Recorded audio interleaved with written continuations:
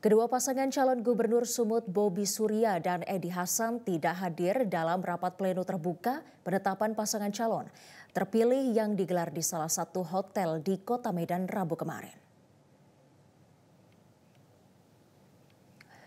Usai Mahkamah Konstitusi menolak gugatan sengketa Pilkada Sumatera Utara yang diajukan oleh pasangan Edi Rahmayadi dan Hasan Basri Sagala, KPU Sumut menggelar rapat pleno terbuka penetapan pasangan calon terpilih Gubernur Sumatera Utara.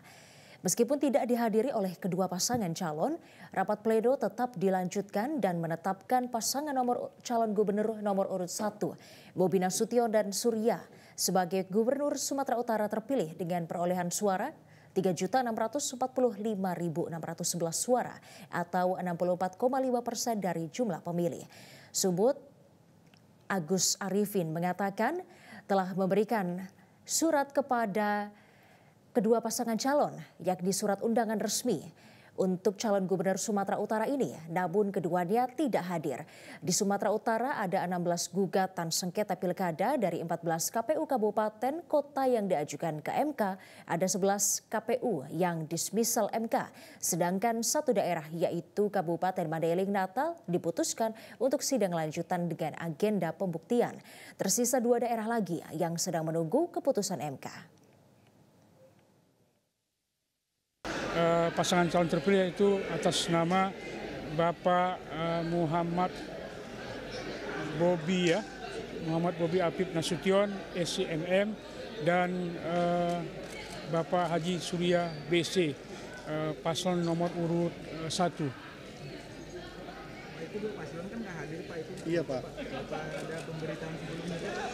Ya, terkait dengan kegiatan hari ini ya itu seluruh pihak ya, baik paslon nomor urut 1, nomor urut 2, partai politik atau gabungan partai politik pengusul, paslon nomor urut 1, nomor urut 2, tim kampanye, LO, Forkompimda, Bawaslu, Sumatera Utara semuanya telah kita undang secara resmi untuk hadir pada kegiatan hari ini.